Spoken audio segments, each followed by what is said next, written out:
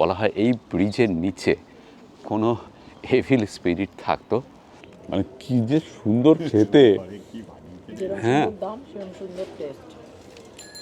ও এই হলো church of our lady. এর মধ্যেই মাইকেল অ্যাঞ্জেলোর সেই বিখ্যাত মূর্তি ম্যাডোনা অফ ব্রুজেস রয়েছে। আমি একটা বেলজিয়ান স্টু নিলাম, কিন্তু স্টু এরকম আমি আগে কখনো দেখিনি। এই যে আমি পর্ক স্টু খেলাম, আমার জীবনের সেরা পর্ক একটা আইটেম খেলাম, অসাধারণ খেতে। আহা, বেলফোর্ট দেখে মন ভরে গেল। টাওয়ারটা দেখে ছবিতে দেখেছি এতদিন, আজ সেই বেলফোর্টে দাঁড়িয়ে ব্রুজেসে। এই মূর্তিটা হয়তো আপনারা অনেকেই ব্রুজেস দিয়ে সার্চ মারলে ইন্টারনেটে দেখতে পাবেন। এটাই হচ্ছে বার্গ স্কোয়ার। বার্গ স্কোয়ারের সিটি হল সামনে দেখতে পাচ্ছেন। এই যে 24টা উপন্যাস, 24টা কমিক সিরিজ এর গল্প এই নায়ককে নিয়ে। তাকে সবাই তোমরা চেনো, বেলজিয়ামেই যার জন্ম। টিনটিন, সেই নীল রঙের সোয়েটার আর ব্রাউন রঙের প্যান্ট পরে সারা দুনিয়ায় বিভিন্ন জায়গায় অ্যাডভেঞ্চার করে বেরিয়েছে যে টিনটিন, তার বাড়িতেই আমরা যাচ্ছি। এই সেই জায়গা। এখানে হার্জের নিজের হাতে আঁকা স্কেচ, ইলাস্ট্রেশন একদম দেখুন টিনটিনের। দেয়ালে সব টিনটিনের ক্যারেক্টার দেখতেই পাচ্ছেন। ক্যাপ্টেন হ্যাডক, ওদিকে বিয়াঙ্কা, তারপরে প্রফেসর ক্যালকুলাস, টিনটিন। আজকে 15 তারিখ, 15ই নভেম্বর 2025। এখন সকাল 11:15। এখান থেকে ব্রুজ ঘন্টাখানেক লাগবে। ব্রুজ একটা দারুণ সুন্দর শহর। এখানে আমরা ব্রুজ থেকে ফেরার পথে যদি সময় হয় ঘেন্টটাও দেখে ফিরব। তবে প্রত্যেক দিনের মতো আজকেও দেরি হলো। এখানে সকালটা হয় 9টার সময়, আলো ফোটে 9:45, দেরি হয়ে যায় অনেকটা। এই সময়টায় এই সব দেশ বেড়ানোর জন্য ঠিক উপযুক্ত নয়।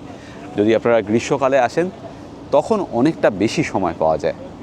আসলে এতদিন ধরে ঘোরার পর আমরাও তো ক্লান্ত, মনে হচ্ছে শুয়ে থাকি, আড্ডা মারি, গল্প করি, আবার বেরোবো ঘুরতে, এরকম একটা ভাব দেখা দিয়েছে আর কি। অবশ্যই, মানে আপনারা জানেন আর কি, একটা সময় পরে আমরা হোমসিক হয়ে পড়ি। বাড়ি যাওয়ার যত দিন এগিয়ে আসে তত আমাদের এরকম হয় আর কি। এর আগেও হয়েছে আর কি। আর আজকে সকালে একটু আগে ফেসবুকে একটা লেখাতে সেটা লিখলাম, এই কথাটাই লিখলাম যেটা পৃথ্বীজিৎ বলল। যাই হোক, চলুন আগে ট্রেন ধরি। এখানে চরম গন্ধ, মানে পাবলিক এখানে রাস্তাঘাটে মূত্র বিসর্জন করেন, এই গন্ধ আগেও পেয়েছি। আর বেলজিয়ামে মানে ব্রাসেলসে রাস্তাঘাটে প্রচুর আবর্জনা পড়ে থাকে, প্রচুর। নেদারল্যান্ডসের থেকে বা অন্যান্য যে স্ক্যান্ডিক দেশগুলো আমরা ঘুরে এলাম তার থেকে অনেক আলাদা এই জায়গা ব্রাসেলস। নোংরা একটু বেশি। নর্থ স্টেশন, হ্যাঁ, চারিদিকে হিসু করে ভাসিয়ে রেখে দিয়েছে, টেকা যাচ্ছে না পুরো দেশটাকে। ভীষণ নোংরা, ভীষণ নোংরা। বাড়ি থেকে আমরা এয়ারবিএনবি থেকে বেরিয়ে দেখলাম যে বাড়ির যত ওয়েস্ট দরজার পাশে রাখা। হ্যাঁ, এটা অন্য কোথাও, নেদারল্যান্ডসে তো নয়। হ্যাঁ, সেটাই বলছিলাম। আমাদের 4 জনের যাতায়াত গ্রুপ টিকিট করলাম, তাতে ভাড়া পড়লো ওই 84 ইউরোর মতো। এই হচ্ছে প্ল্যাটফর্ম, 12:38 আসবে। আচ্ছা, এই গ্রুপ টিকিটের রেস্ট্রিকশনস আছে। রেস্ট্রিকশনসটা হচ্ছে আমরা 9টা থেকে 4টে অবধি চড়তে পারবো ট্রেনে, আবার 6টার পরে, মানে 4টে থেকে 6টা পিক আওয়ার, ওই সময় গ্রুপ টিকিট কাজ করবে না। টিকিটে এই রেটে, সাবসিডাইজ রেটে। সাবসিডাইজ রেট আছে হচ্ছে হ্যাঁ, গিয়ে ট্রেন প্লাস। ট্রেন পাস, সেটা একটু বোধহয় 135 ইউরো। না, ট্রেন প্লাস থাকলে আরও কম হবে। হ্যাঁ, মানে ট্রেন প্লাস ছাড়া একটা রেট আছে 135 ইউরো। হ্যাঁ, আমরা গ্রুপ টিকিটের বললাম বলে এটা 84 হলো। আর তাতেও আমরা অপশন নিলাম হচ্ছে কি আমরা অফ পিক আওয়ার্সে ট্রাভেল হ্যাঁ করব। হ্যাঁ, রাইট। ব্রুজেসে যেটা দেখার সবচেয়ে বেশি ইচ্ছে সেটা তো শহর বটেই, কিন্তু সেই সঙ্গে মাইকেল অ্যাঞ্জেলোর একটা ম্যাডোনা মূর্তি রয়েছে ওখানে, সেটাও দেখব। এখানে সবসময় সাবধান থাকতে হচ্ছে, কারণ পিক পকেট, স্ন্যাচিং এগুলো খুব হয় এখানে। সারা ইউরোপ এই একটা জিনিসে ভুগছে, সেটা হচ্ছে যে প্রচুর ইলিগাল ইমিগ্র্যান্টস চলে এসেছেন ইউরোপে বিভিন্ন জায়গায়। তারা এই জিনিসটা বাড়িয়ে তুলেছেন এবং বিভিন্ন দেশে এটা বেড়ে গিয়েছে, স্ন্যাচিং, পিক পকেট এইসব। এবং চুরি ছিনতাই চুরিও হয়, মানে বাড়িতে ঢুকে চুরি। এই জন্য আমরা এয়ারবিএনবি বেশ ভালো করে লক টক করে এসেছি। 12:38 জায়গায় এখন বাজে 12:45, মানে শুরুতেই 7 মিনিট লেট। ট্রেন ঢুকছে, এই যে শিয়ালদা বন গেল শিয়ালদা বনগা লোকাল। এ হলুদ রঙের ট্রেন রে, দোতলা ট্রেন।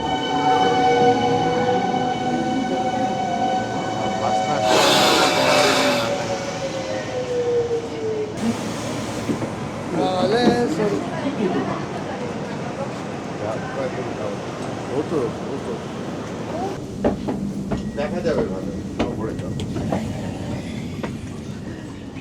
বাহ, এই সিটটা তো দারুণ, খাসা সিট। মাঝের টেবিল আর আমরা মুখোমুখি। De volgende halte is Brussel Centraal. চোখাচোখি যাবো আমরা। Le prochain arrêt est Bruxelles Centrale. আর বিস্তীর্ণ সবুজ মাঠ, পিছনে সুন্দর সুন্দর বাড়ি, একটা কালো রঙের চার্চ দেখতে পাচ্ছি, গরু চড়ে বেড়াচ্ছে চারিদিকে, অসাধারণ একটা ব্যাপার। এবার মামা এসেছে, মামা, তাই? বুঝেছো? হ্যাঁ, ওই তোমার পেছনেই মামা। ও ওই যে। আচ্ছা, তাই বলা আছে। না, আমাদের মেন সমস্যা হচ্ছে আমরা টিকিটটা কাটি বটে, কিন্তু তারপর আবার হারিয়েও ফেলি, কোথায় রেখেছি ভুলে যাই। বুঝলি পৃথ্বীজিৎ, এইসব লোকেদের আমি অপছন্দ করি, যারা বেড়াতে এসো অফিসে ফোন কল অ্যাটেন্ড করে। ঠিক, আমি এ বিষয়ে একদম তোর সঙ্গে সহমত। সহমত না? একদমই সহমত। বেড়াতে এসছো এখানে, অফিসে ফোন কিসের ওটা? বলে দাও যে ওসব হবে না। আপনারা কি করেন বেড়াতে গেলে? সম্পূর্ণ ছুটি নিয়ে যান তো, নাকি ওয়ার্ক ফ্রম হোম নিয়ে বেড়াতে যান? এটা করবেন না প্লিজ, ওটা খুব চাপের হয়ে যায়। না বেড়ানো হয়, না কাজ হয়, মাঝখানে একটা ঝুলে থাকার মতো ব্যাপার।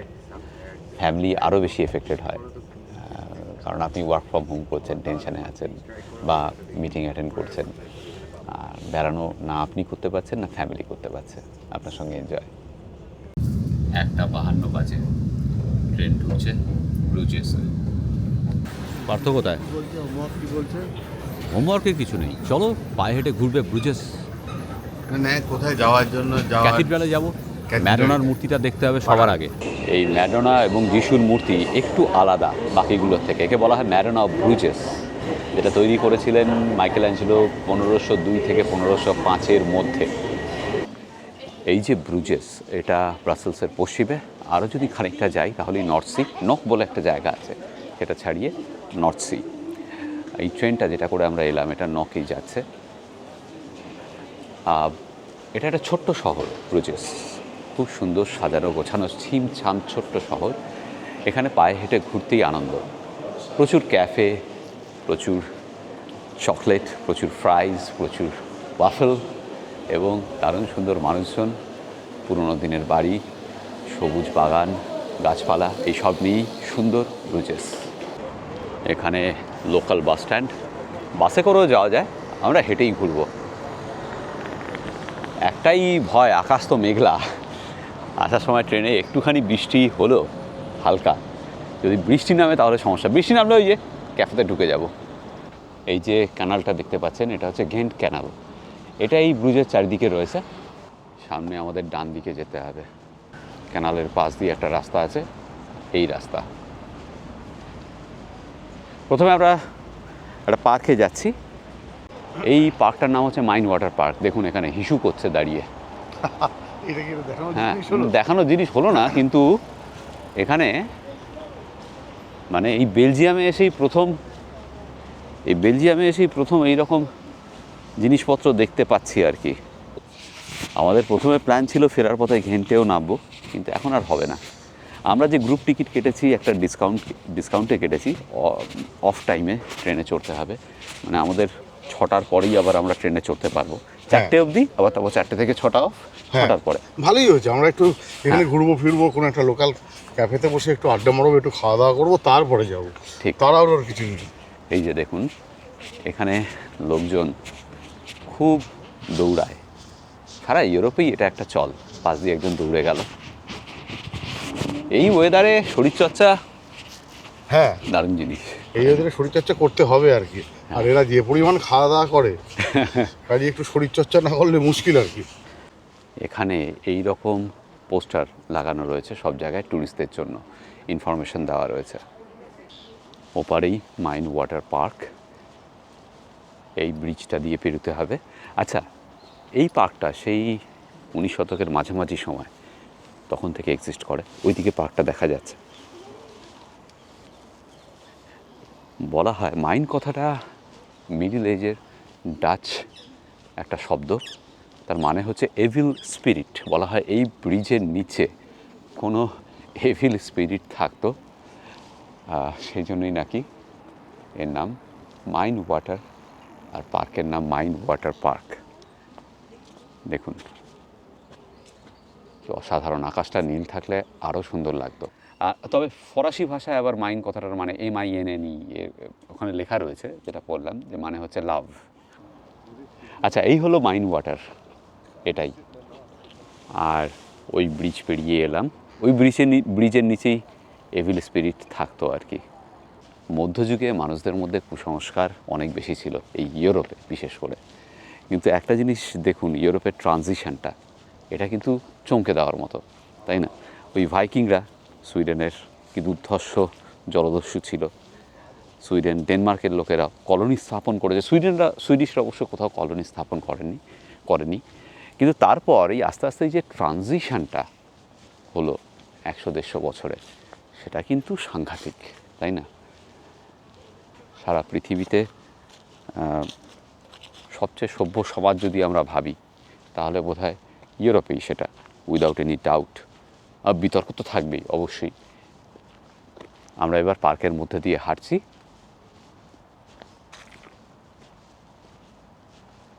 ছবিরও বোধহয় খুঁত থাকে, এখানে সেটাও নেই। এদিক দিয়ে আমরা ওই চার্চে যাব,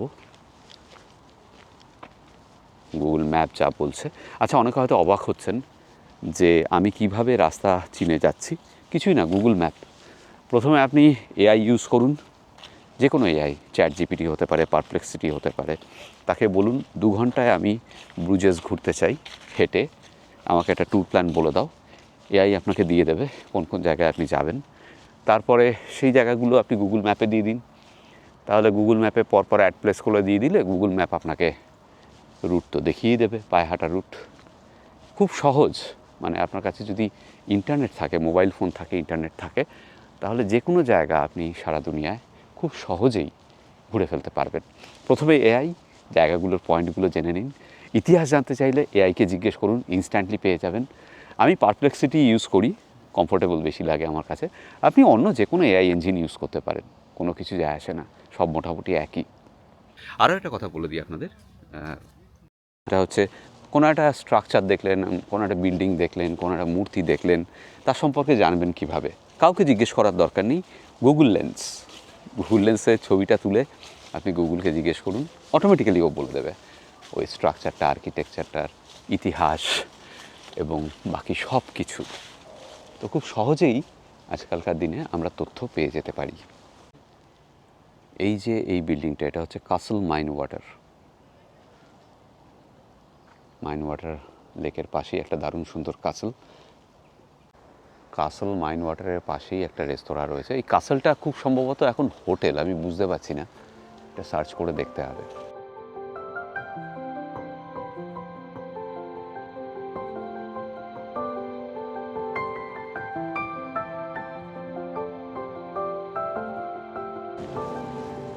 এখানে অনেকগুলো বিস্ট্রো ক্যাফে, ছাতার নিচে সুন্দর করে চেয়ার টেবিল পাতা, সবাই বসে কফি খাচ্ছেন, এনজয় করছেন। কোনো রকম কোনো কেয়স নেই, খুবই শান্তির জায়গা। আমরা যাব এই রাস্তা দিয়েই। এই দেখুন, এখানে লেখা রয়েছে homemade waffles and pancake, coffee, cappuccino, latte, এগুলো তো আছেই। এখানে ফিশ অ্যান্ড চিপসও পাওয়া যাচ্ছে 18 ইউরোতে। আর হ্যাম অমলেট উইথ স্যালাড 13 ইউরো। যাই হোক, মোটামুটি একটা আন্দাজ পাওয়া গেল। একবার খেতে ভালো করে মোটামুটি ড্রিঙ্কস কোনো কিছু নিয়ে এক একজনের 25 থেকে 30 ইউরো তো লাগবে। এটা এখানে মোটামুটি একটা স্ট্যান্ডার্ড হিসেবে। এটা যে কি সুন্দর জায়গা, কি ভাল লাগছে, মনে হচ্ছে একটা শহরের মধ্যে আর একটা নতুন শহরে ঢুকে পড়েছে। হ্যাঁ, এই পুরোনো 5 স্টার হয়ে গেছে আর কি। এই অদ্ভুত সুন্দর জায়গা, ছোট ছোট ছোট ছোট বাড়ি। হ্যাঁ, এখানে দেখুন এই যে এটাকে বলে বিয়ার মিটার, 1 মিটার লম্বা। এখানে 3, 3, 6, 7, 8, 9, 10, 11, 12টা গ্লাস আছে।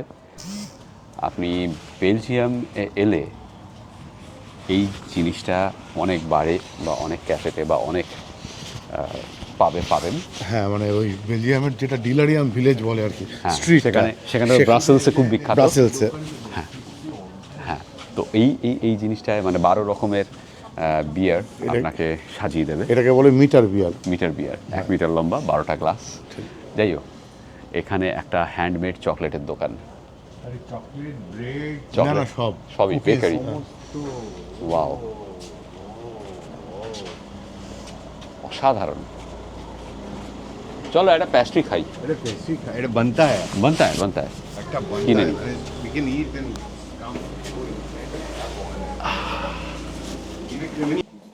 এই দেখুন কত রকমের প্যাস্ট্রি রয়েছে। আমরা এখান থেকে চকলেট নিয়ে নিলাম, দারুণ সুন্দর লাগলো এখানের কালেকশন দেখে চকলেটের। এবং 5 ইউরো পার 100 গ্রাম, আমরা 250 গ্রাম করে নিলাম। তাতে এরকম 2টো বক্স হলো। অসাধারণ খেতে এক একটা, মানে কি যে সুন্দর খেতে। হ্যাঁ, ও আরেকটা খাওয়া দাওয়া নিয়ে। আনিস না, ভালো জিনিস অল্পই ভালো। অসাধারণ। বেলজিয়ামে এলে এগুলোই টেস্ট করবেন।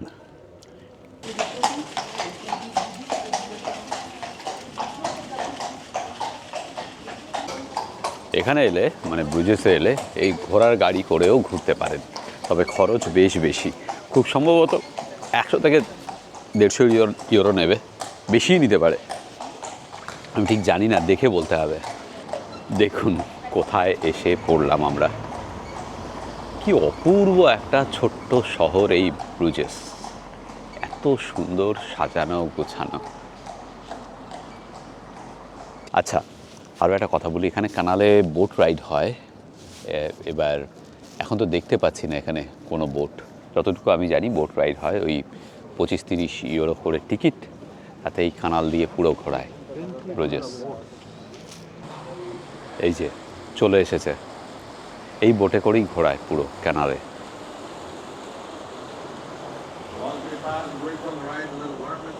কেউ কি স্বপ্ন দেখেন এরকম একটা জায়গা বানানো? মানে ভারতে হ্যাঁ, ওয়েদারটা নয় নাই হলো, এরকম একটা ওয়েদার পাবে না, very difficult to get such weather, কিন্তু এরকম একটা সুন্দর জায়গা তো বানাতে পারে। আছে আছে আছে, হবে হবে পার্থ, হবে।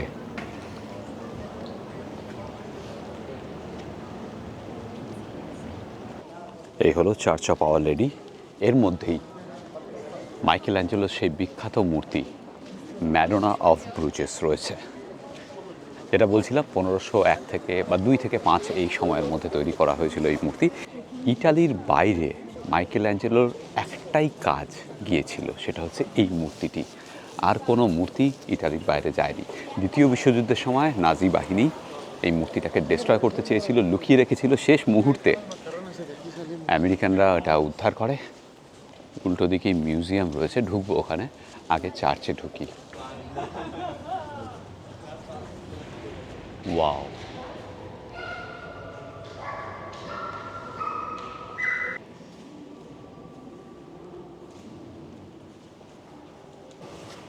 এই যে ম্যাডোনা অ্যান্ড চাইল্ড, এটা কিন্তু পিয়েটার পেপার্স নামে একজন আর্কিটেক্টের তৈরি। এটা 1763 সাল নাগাদ তৈরি করা হয়েছিল। এটা ওই মাইকেল অ্যাঞ্জেলোর ম্যাডোনা অ্যান্ড চাইল্ড নয়, ম্যাডোনা অফ ব্রুজেস নয়, এটা আলাদা। দেখুন, এটা আগে এখানে কোনো একটা স্কোয়ারে ছিল, তারপর এখানে রাখা হয়েছে। চার্চের মধ্যে যে মিউজিয়াম, তাতে ঢোকার জন্য 8 ইউরো করে টিকিট লাগলো। ওই মাইকেল অ্যাঞ্জেলোর ম্যাডোনা দেখতে হলে ঢুকতেই হবে আপনাকে। আর এই চার্চটা 900 খ্রিস্টাব্দ থেকে এখানে স্ট্যান্ডিং। ওয়ার্ল্ডের সেকেন্ড টলেস্ট ব্রিক টাওয়ার এই চার্চের ওপরেই। প্রথম কোনটা প্লিজ কমেন্ট করে জানান যদি আপনাদের জানা থাকে। আমার দেখা অন্যতম সেরা চার্চ হয়ে থাকবে এই চার্চটা। সাধারণ একটি চার্চ।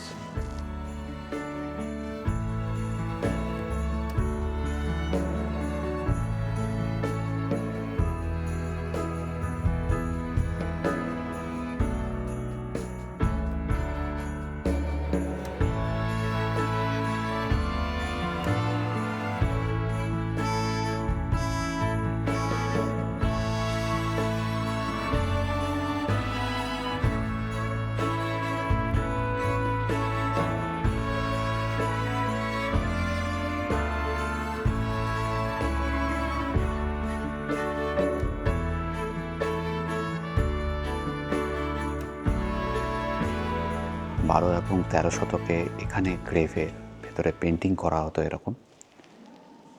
মাথার দিকে থাকতো জিসাস ক্রাইস্টের পেন্টিং, আর পায়ের দিকে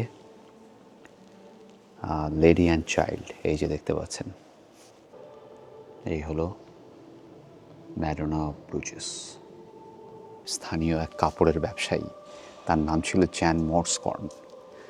তার রিকোয়েস্টে মাইকেল অ্যাঞ্জেলো এই ম্যাডোনা অ্যান্ড চাইল্ড এই মূর্তিটা গড়েছিলেন।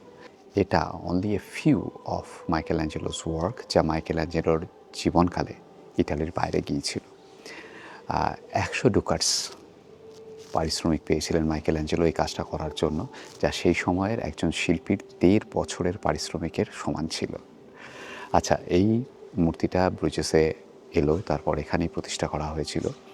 1514 সালে ওই মার্চেন্ট তারা ডোনেট করে দেন এই চার্চকে।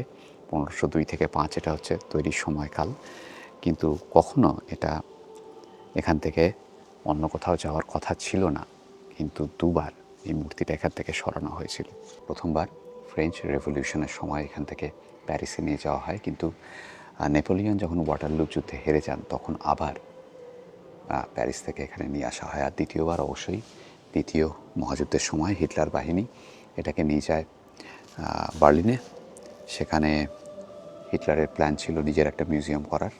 পরবর্তীতে ওয়ার্ল্ড ওয়ার যখন শেষ হচ্ছে 1944-এর কোনো একটা সময় আমেরিকান বাহিনী উদ্ধার করে এই মূর্তিকে, তারপর নিয়ে এসে আবার এখানে প্রতিষ্ঠা করে। আপনারা যারা মনুমেন্টস মেন দেখেননি সিনেমাটা, দেখে নিন একটু।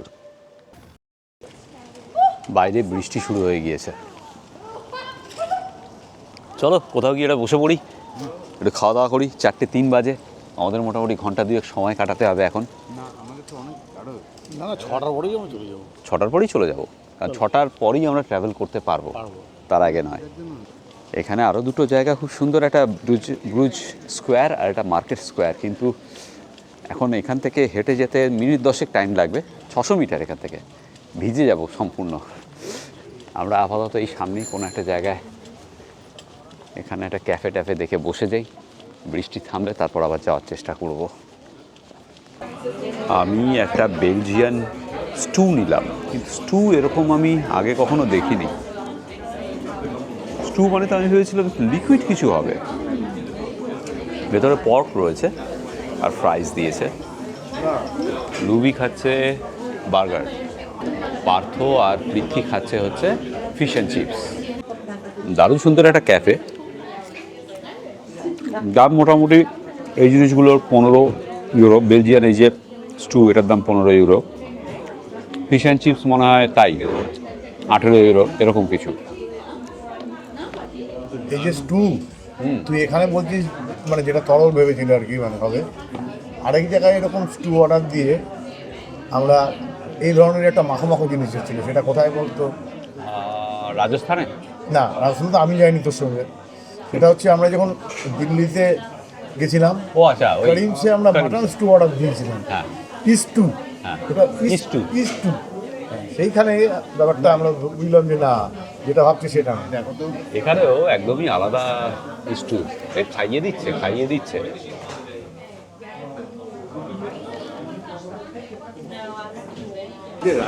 এই যে আমি পর্ক স্টু খেলাম, আমার জীবনের সেরা পর্ক একটা আইটেম খেলাম, অসাধারণ খেতে।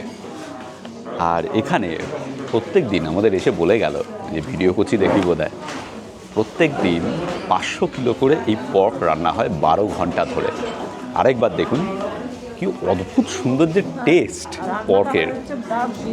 হ্যাঁ, ডার্ক বিয়ার দিয়ে রান্নাটা হয়। আচ্ছা, ডার্ক বিয়ার দিয়ে রান্নাটা হয়। এই দেখুন, অসাধারণ পর্ক খেতে। এত সুন্দর পর্ক মিট আমি আগে কখনো খাইনি। পৃথ্বীকে দিলাম, পৃথ্বী অর্ধেক খেলো। পৃথ্বী এখন আফসোস করছে কেন আমি ফিশ অ্যান্ড চিপস নিলাম।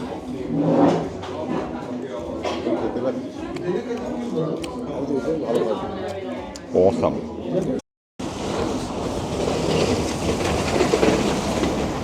এখন বাজে 5:40। অন্ধকার হয়ে গেছে বাইরে। আমরা এতক্ষণ পাবে বসে আড্ডা মারলাম, ওখানেই বৃষ্টি থেমেছে। এই একটু আগে অবধি বৃষ্টি হচ্ছিল। এবার যাচ্ছি মার্কেট স্কোয়ারের দিকে। ব্রুজেস স্কোয়ার আর মার্কেট স্কোয়ার দেখে তারপর স্টেশনে ফিরবো। বাই দ্য ওয়ে, সব মিলিয়ে আমাদের ওই খাবার দাবারের বিল হলো 102 ইউরো। 4 জনে 25 ইউরো করে অ্যাভারেজ। ঠিকই আছে, এখানে এটাই স্ট্যান্ডার্ড। এই হচ্ছে বেলফোর্ট। আহা, আমাদের মনে হয় আর কিছু ঘোরা সম্ভব হবে না, ফিরে যেতে হবে এবার, কারণ প্রচণ্ড বৃষ্টি পড়ছে আবার। আহা, বেলফোর্ট দেখে মন ভরে গেল। টাওয়ারটা দেখে ছবিতে দেখেছি এতদিন, আজ সেই বেলফোর্টে দাঁড়িয়ে ব্রুজেসে। এই হচ্ছে ব্রুজেসের মার্কেট স্কোয়ার। সামনে আর একটু এগিয়ে গেলেই ব্রুজেস স্কোয়ার। আর এই যে বিল্ডিংটা, এই বিল্ডিংটা হচ্ছে ডান দিকে যেটা দেখতে পাচ্ছেন সাদা, এটা এখানকার সিটি হল। প্রচুর পুরনো শহর এই ব্রুজেস। আমরা এখন যে জায়গাটায়, এটাই হচ্ছে ব্রুজেস স্কোয়ার। এই মূর্তিটা হয়তো আপনারা অনেকেই ব্রুজেস দিয়ে সার্চ মারলে ইন্টারনেটে দেখতে পাবেন। এটাই হচ্ছে বার্গ স্কোয়ার। বার্গ স্কোয়ারের সিটি হল। সামনে দেখতে পাচ্ছেন এই যে বেল বাজছে এখন ঠিক 5:56। এই বার্গ স্কোয়ার বা ব্রুজেস স্কোয়ার, এটা মেতে ওঠে ক্রিসমাসের সময়। অসাধারণ একটা ভালো লাগা কাজ করছে আমাদের সবার মধ্যে। এত সুন্দর একটি জায়গা। ক্রিসমাসের সময়, বুঝলি, ক্রিসমাসের সময় যখন এই গাছটাতে আলো লাগানো হবে তখন কীরকম লাগবে ভাব। অসাধারণ লাগবে ক্রিসমাসের সময় এলে।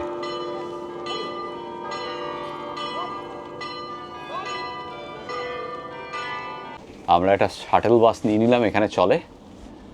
3 ইউরো পার পারসন আমাদের স্টেশনে পৌঁছে দেবে। বৃষ্টি পড়ছে প্রচণ্ড, এখানে আর বেশিক্ষণ ওয়েট করা ঠিক হবে না, আটকে যেতে পারি। যাই হোক, এইটা বেশ ভালো একটা সিস্টেম। দারুণ সুন্দর একটা দিন কাটলো বুঝেছে। আগামীকাল সকালে আমরা যাব হার্স মিউজিয়াম, মানে টিনটিনের মিউজিয়ামে। তারপর ব্যাক করব আমস্টারডামে।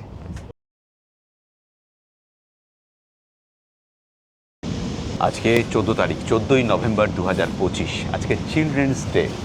আমাদের সকল ক্ষুদে দর্শক বন্ধুদের আমাদের তরফ থেকে, আমার আর পৃথ্বীর তরফ থেকে অনেক অনেক শুভকামনা শিশু দিবস উপলক্ষে। তোমরা ভালো থেকো, খুব আনন্দে থাকো, আর প্রচুর নলেজ অ্যাকোয়ার করো, আর প্রচুর ঘুরে বেড়াও। মানুষের মতো মানুষ হও। ঠিক। আর আজকে কিন্তু আমরা যেখানে যাচ্ছি, আমাদের যে ক্ষুদে বন্ধুরা, সেই জায়গাটা কিন্তু তোমাদেরও ভালো লাগবে। আজকে তোমাদের জন্যই এই আজকে, হ্যাঁ একদম সেটাই, তোমাদের জন্যই আজকে আমরা এখানে যাচ্ছি। আর যেখানে যাচ্ছি ছোটোবেলা থেকে আমাদেরও, মানে আমরাও সেটা তাদেরকে দেখে পড়ে বড় হয়েছি, আমরাও তাদের ভক্ত। ঠিক। 24টা উপন্যাস, 24টা কমিক সিরিজ এর গল্প এই নায়ককে নিয়ে। তাকে সবাই তোমরা চেনো, বেলজিয়ামেই যার জন্ম। টিনটিন, সেই নীল রঙের সোয়েটার আর ব্রাউন রঙের প্যান্ট পরে সারা দুনিয়ায় বিভিন্ন জায়গায় অ্যাডভেঞ্চার করে বেরিয়েছে যে টিনটিন, তার বাড়িতেই আমরা যাচ্ছি। আর যাচ্ছি তোমাদের জন্য। চলো, এখন ঘড়িতে 11:13। আমরা রয়েছি ব্রাসেলস নর্ড স্টেশনে। এটা ব্রাসেলসের উত্তরে, নর্ড মানে উত্তর। এখান থেকে 11:30টায় ট্রেন আছে। আমাদের ভাড়া পড়লো যাতায়াত মিলিয়ে 4 জনের গ্রুপ টিকিটে 32 ইউরো, কমই পড়েছে, 16 ইউরো করে এক পিচ। আর অফ টাইমে যেহেতু আমরা ট্রাভেল করছি এই জন্য আরও সস্তা। মানে আমাদের ট্রাভেল করতে হবে সকাল 9টা থেকে বিকেল 4টে অবধি, এই সময়টা অফ টাইম, আর সন্ধ্যে 6টার পরে। তো যাই হোক, ট্রেন আসবে, যাব।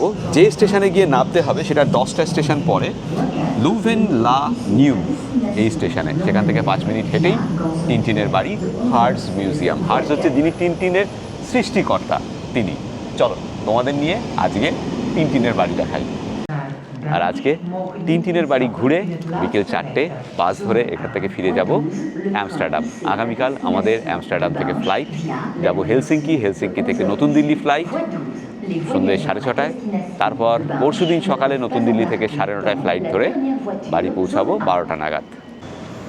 এখানে এই ট্রেনগুলোতে টয়লেট অ্যাভেলেবেল, প্রত্যেকটা কম্পার্টমেন্টে টয়লেট রয়েছে। এই প্রথম এখানে একটা একতলা ট্রেনে উঠলাম, এর আগে সব ট্রেনই দোতলা ছিল। এই মহিলা টিকিট চেকিং করছেন।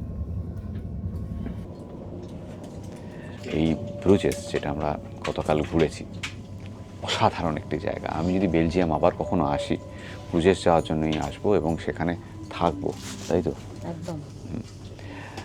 যারা মানে ব্রাসেলসে আমাদের যতটা খারাপ লাগছিল আর কি, মানে এত নোংরা হেন কেন, ব্রুজেসে গিয়ে মনটা একদম ভালো হয়ে গেল এবং ভালো হয়ে গেল। ভালো লাগলো। এবং যারা- সবাই বললো কিন্তু যে ব্রাসেলসের এই মানে ব্রাসেলস জায়গাটুকুর থেকে বেরিয়ে গেলে, হ্যাঁ, মানে ভালো। 3-4 কিলোমিটার একটা সার্কেলের বাইরে বেরিয়ে গেলে, যেটা তারপর আমরা সুন্দর। সেটা নাকি ভীষণ সুন্দর। এবং সেখানে সেটা কোনো যাওয়ার সময় আমরা নোংরা বা দেখলামও নেই। যে ট্রেন থেকে, যে দারুণ সুন্দর। আর একটা কথা, যারা হানিমুন করতে চাইছেন ইউরোপে, তারা ব্রুজেস ভাবতে পারেন যে 3 দিন থাকবেন। একদম 100% রেকমেন্ড হবে আমার তরফ থেকে। পৌঁছে গেলাম নিউভে 12:22 এখন। দারুণ সুন্দর স্টেশন, যদিও আকাশটা মেঘলা, তাই একটু খারাপ লাগছে, কিন্তু ভাইবটা দারুণ, বলো? হ্যাঁ, কি কালারফুল। হ্যাঁ, টিনটিনের শহরে এসে গেছি, রং এসে গেছে। টিনটিনের শহরে এসে গেছি এবং রং এসে গেছে। রং এসে গেছে। আমাদের ফিরতে হবে হচ্ছে 2:35 ট্রেনে। তারপর 2:23, এখন লেখা ডিলে করে 2:35 ছাড়বে।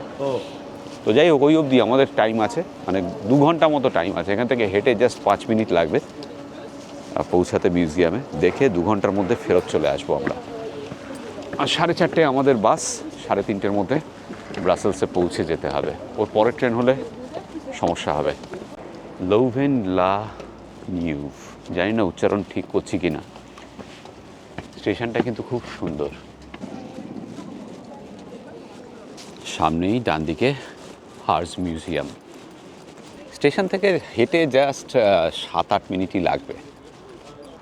এই সেই জায়গা যা আমাদের খুদে দর্শক বন্ধুদের কাছে মনে হয় একটা তীর্থক্ষেত্রের মতো, তাই না? আমাদেরও তাই। ছোটবেলা থেকে যার কাজ দেখে বড় হয়েছি, যাকে দেখে বড় হয়েছি, সেই হার্টস এবং টিনটিন, তাদের মিউজিয়ামে এখন আমি আর পৃথ্বীজিৎ। চলো তোমাদের দেখাই, আমাদের ছোট্ট দর্শক বন্ধুরা, যে এই মিউজিয়ামে কী কী রয়েছে। টিনটিন সেকশনটা অসাধারণ। শুধু টিনটিনের সেকশন নয়, হার্টসের সারা জীবনের কাজ সব কিছু এখানে রয়েছে। আমরা এখন হার্টস মিউজিয়ামের লকারে রয়েছি। এখানে লকারে আমাদের জিনিসপত্র রেখে দিতে হবে। আর লকারটার সিস্টেমটা দারুণ, একটা করে ব্যান্ড দিয়ে দিয়েছে। এখানে ব্যান্ডে একটা এই যে কালো জায়গাটা দেখতে পাচ্ছ, এটা দিয়ে লকার লক করতে হবে, আবার এটা দিয়ে খুলতে হবে।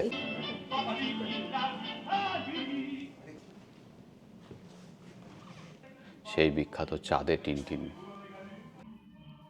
1926 থেকে 1983 অবধি হার্টসের বিভিন্ন কাজ এখানে ডিসপ্লেতে রয়েছে। এখানে হার্টসের নিজের হাতে আঁকা স্কেচ, ইলাস্ট্রেশন, একদম দেখুন টিনটিনের। দেয়ালে সব টিনটিনের ক্যারেক্টার দেখতেই পাচ্ছেন। ক্যাপ্টেন হ্যাডক, ওদিকে বিয়াঙ্কা, তারপরে প্রফেসর ক্যালকুলাস, টিনটিন, আর ওটা হচ্ছে মানিকচোর, জনসন অ্যান্ড রনসন। এই যে সবচেয়ে সেরা লাগলো এই হ্যাট জনসন রনসনের, আর এখানে নিজের হাতে আঁকা এগুলো। নিজের হাতে হার্জের নিজের হাতে আঁকা ইলাস্ট্রেশন স্কেচ। এই দেখুন, এটা সত্যি একটা দুর্লভ জিনিস। দুর্লভ মানে চরম দুর্লভ জিনিস। টিনটিনের অনেক ক্যারেক্টার রয়েছে এই এই ঝাড়বাতিতে।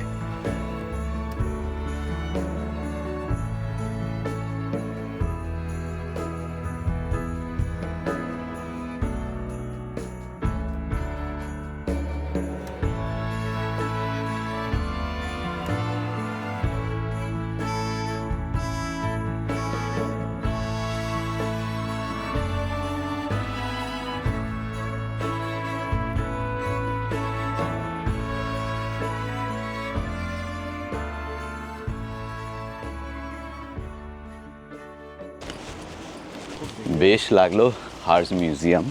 শুধু টিনটিন নয়, হার্জের সারা জীবনের যা কাজ সব কিছুই এখানে রয়েছে, অনেক কিছুই রয়েছে। তবে বাচ্চাদের জন্য আরও অনেক বেশি আকর্ষণীয় করা যেত, এটা আমার একটা ব্যক্তিগত মতামত। হ্যাঁ, সেটা ঠিকই বলেছিস তুই ব্যাপারটা। যে আমরা টিনটিনকে যেরকম ভাবে দেখি, জানি, বুঝি, এটা অনেক বেশি মিউজিয়াম এর মতো, মিউজিয়ামের মতো, মিউজিয়ামই এটা অবশ্যই। কিন্তু বাচ্চারা এলে তাদের খুব মনোটোনাস লাগবে, এত জ্ঞান হয়তো তাদের ভালো লাগবে না। তারা টিনটিনের সান্নিধ্য চাইবে, ক্যাপ্টেন হ্যাডককে ছুতে চাইবে, ক্যাপ্টেন হ্যাডককে চাইবে, জনসন রনসনকে চাইবে। মানে সেই যে পার্সোনাল ব্যাপারটা, সেটা এখানে মিসিং। অনেক বেশি এডুকেশনাল, অনেক বেশি হার্জের জীবনী, জীবন কাহিনী এইসব নিয়ে, এইসব ওরিয়েন্টেড। তবে এইসব জায়গায় আসলে যেমন ভালোও লাগে, তেমন খারাপ লাগারও একটা ব্যাপার হয় ভারতীয় হিসেবে বা বাঙালি হিসেবে। মানে এটা কিন্তু নারায়ণ দেবনাথের যে নন্টে ফন্টে, বাটুল দি গ্রেট, হাদা ভোঁদা, সেই সব, এবং তার আগে যারা ছিলেন মানে শৈল চক্রবর্তী, চণ্ডী লাহিড়ী, অসাধারণ সমস্ত কিন্তু আমাদের এখানে ছিলেন। কিন্তু এবং তাদের নিয়ে এরকম কোনো মিউজিয়াম নেই, তার কথা কেউ ভাবেও নি। এরকম কোনো জায়গা যদি তৈরি করা যেত, ইনফ্যাক্ট শুধু সত্যজিৎ রায়ের ক্যারেক্টারগুলো, প্রফেসর শঙ্কু, তারিণী খুড়ো, এদের নিয়েও এবং এদের কর্মকাণ্ড নিয়ে, এদের গল্পগুলো নিয়ে একটা দারুণ সুন্দর থিম মিউজিয়াম হতেই পারে কলকাতার বুকে। আমি জানি না কেউ এ নিয়ে কিছু ভেবেছেন কিনা, কিন্তু এটা একটা দারুণ একটা ব্যাপার হতে পারে কলকাতায় যদি এই জাতীয় কোনো মিউজিয়াম তৈরি হয়, তাই না? হ্যাঁ, সে তো অবশ্যই। আচ্ছা, এখানে টিকিট ছিল হচ্ছে 12 ইউরো করে পার হেড। মানে কলকাতার বুকে যদি এরকম কেউ মিউজিয়াম তৈরি করেন, সেখানে টিকিট সিস্টেম করে দিলে আমার মনে হয় প্রচুর মানুষ আসবেন না কেন, যদি ঠিক করে পরিকল্পনা অনুযায়ী গড়ে তোলা যায়, দারুণ হবে। কারণ এই যে ক্যারেক্টার, যেগুলো সত্যজিৎ রায়ের তো অনেক ক্যারেক্টার আছে, কিন্তু ওই যে আমাদের যেগুলো বললাম যে হাদা ভোঁদা, নন্টে ফন্টে, বাটুল দি গ্রেট, এগুলোর সঙ্গে আমরা বড় হয়েছি। এগুলো মানে বাঙালির জীবনের সঙ্গে অঙ্গাঙ্গী হয়ে জড়িয়ে আছে। ঠিক, হবেই ভালো, আমি জানি এটা যদি করা যায়। দেখুন, আমাদের এই সাজেশন রইল, কেউ যদি ভাবেন তাহলে দারুণ হয় ব্যাপারটা। এই শহরটাও খুবই সুন্দর, ছোট্ট সুন্দর কিউট একটা জায়গা। এখানেও প্রচুর ক্যাফে, সময় কাটানোর প্রচুর উপকরণ। তবে দোকান বাজারে জিনিসপত্রের দাম বেশ বেশি। 2:39 ট্রেন পৌঁছে যাবে 3:30, 4:30 আমাদের বাস।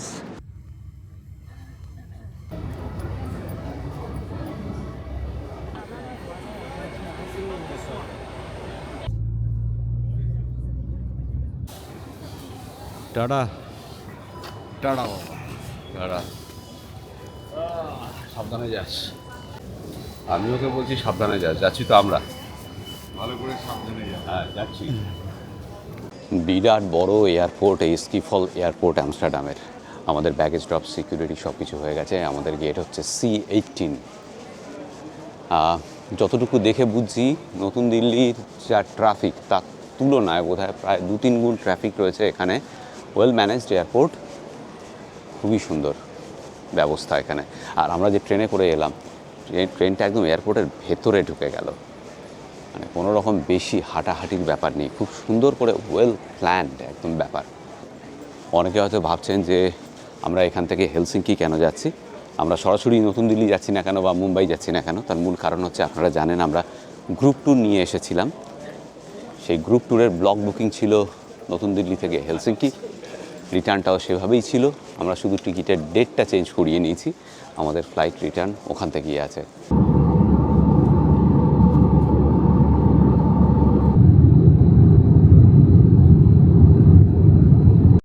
আমরা যেদিন এসেছিলাম সেদিন এখানে এত ঠান্ডা ছিল না, এখন চারিদিকে বরফ দেখুন, আর আকাশ পুরো ক্লিয়ার। গত কদিন ধরে দুর্দান্ত অরোরা দেখা যাচ্ছে। একটা ম্যাগনেটিক স্ট্রং ম্যাগনেটিক স্টর্ম তৈরি হয়েছে সূর্যের, সেই জন্যই গত কদিন ধরে দারুণ অরোরা দেখা যাচ্ছে। প্রচণ্ড ঠান্ডা, এখানে 0-র কাছাকাছি হবে, আর চারিদিক পুরো বরফ। নামার সময় দেখলাম আমরা। এখন লাগেজ নিতে হবে আমাদের, 1 PNR নয়, আমরা এই যে এলাম প্রিমিয়ারে, এটা তো আমি এখান থেকে করেছিলাম আমস্টারডাম থেকে হেলসিঙ্কি, আর হেলসিঙ্কি থেকে নিউ দিল্লি ওটা তো আগেই করা ছিল আমাদের গ্রুপ ট্যুরের টিকিট। পিএনআরটা আলাদা, লাগেজ কালেক্ট করে আবার ড্রপ করতে হবে। হেলসিঙ্কি থেকে আমাদের ফ্লাইট ছিল সন্ধ্যাবেলা 6টার সময়। এখানে এসে দেখলাম সেটা ডিলেড 3.5 ঘন্টা, এখন ছাড়বে 9:30টার সময়। আমরা বসেছিলাম এতক্ষণ, আমি আর পৃথ্বী। এখন সময় 8:15। আমরা যাচ্ছি 42 নম্বর গেটের দিকে, আর একটু পরে বোর্ডিং চালু হবে। আর এই ডিলেটার জন্য আমাদের একটা বিরাট ক্যাচাল হয়ে গেল। আগামীকাল সকালবেলা পৌঁছানোর কথা 6:30টায়, তারপর 9:30টায় দিল্লি থেকে কলকাতার ফ্লাইট ছিল এয়ার ইন্ডিয়ার।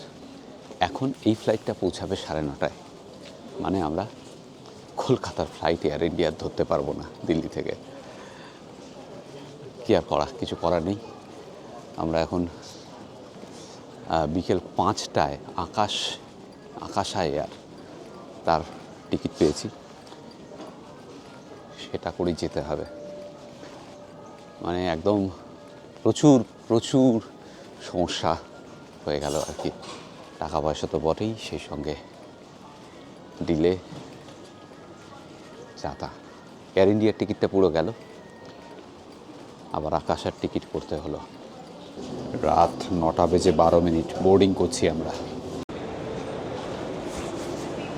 শেপ দেখে অবাক হয়ে যাচ্ছেন না? আসলে কালকে মৈত্রেয়ী দেখে রেড়ে করে উঠেছে। হ্যাঁ, আমি আগেই বলেছিলাম, আমার কথা তো শুনবি না। হ্যাঁ। বলেছিলাম যুগের হাওয়ায় তাল মিলিয়ে জেরেলদের দলে নাম লিখিও না।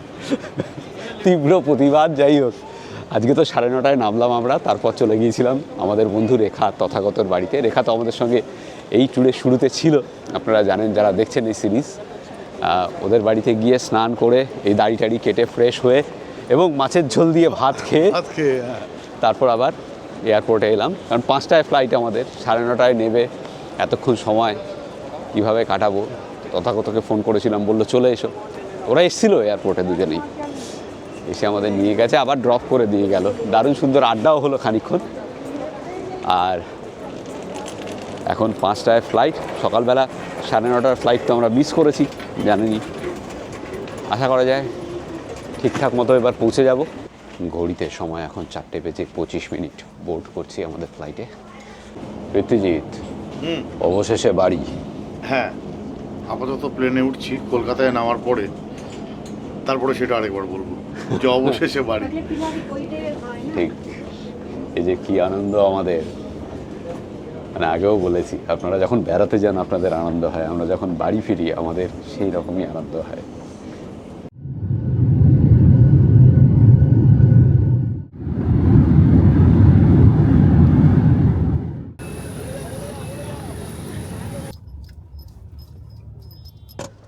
শেষ হলো যাত্রা, ফিরে এলাম সোদপুর আমাদের বাড়ি। এই যে কি আনন্দ। হ্যাঁ, সব থেকে আনন্দ। আমি তো বলেইছি এর আগে বহু বলেছি যে সব থেকে বেশি আনন্দ হয় যখন আমরা বাড়ি ফিরি আর কি। ঠিক। কেমন লাগলো আমাদের এই ইউরোপ ভ্রমণের গল্পগুলো প্লিজ কমেন্ট করে জানাবেন। এখন মোটামুটি দিন 10-12 বাড়িতেই থাকবো, তারপর কোথায় যাই সে তো দেখতেই পাবেন। ভালো থাকবেন সকলে, খুব তাড়াতাড়ি ফিরে আসবো পরের সিরিজ নিয়ে। আর যেটা আমি সবসময় বলি, সবাই ভালো থাকবেন, ভীষণ আনন্দে থাকবেন, আর সঙ্গে অবশ্যই রাখবেন আমাদের চ্যানেল এক্সপ্লোরার শিবাজি। নতুন নতুন জায়গা, নতুন নতুন ভ্রমণের গল্প নিয়ে আমরা ফিরে আসবো আপনাদের কাছে। শুভরাত্রি। শুভরাত্রি। তার আগে ইনস্টাগ্রামে আমাদেরকে ফলো করতে পারেন, আমার ইনস্টাগ্রাম অ্যাকাউন্ট explorer_শিবাজি, আর পৃথ্বীজিতের হচ্ছে পৃথ্বীজিৎ দত্ত। ওখানে কিন্তু আমরা এর পরে কোথায় যাচ্ছি, কি করছি, এই সমস্ত কিছু আপডেট দিয়ে থাকি। রিল, স্টোরি, পোস্ট এগুলো সব দিয়ে থাকি, ফেসবুকেও দিয়ে থাকি। সেখানে ফলো করতে পারেন আমাদের whereabouts জানার জন্য। আমি শিবাজি, আর আমি পৃথ্বীজিৎ। আর আপনারা দেখছেন আমাদের চ্যানেল এক্সপ্লোরার শিবাজি। আমরা বিভিন্ন জায়গায় ঘুরে বেড়াচ্ছি আর তার ভিডিও করে এই চ্যানেলে দিচ্ছি। যদি ভিডিওগুলো ভালো লাগে তাহলে অবশ্যই লাইক, শেয়ার এবং সাবস্ক্রাইব করবেন। সাবস্ক্রাইব করার সময় বেল আইকনটা অবশ্যই ক্লিক করবেন। তাতে আমরা যখনই একটা ভিডিও দেবো তার ইনস্ট্যান্ট নোটিফিকেশন আপনাদের কাছে পৌঁছে যাবে।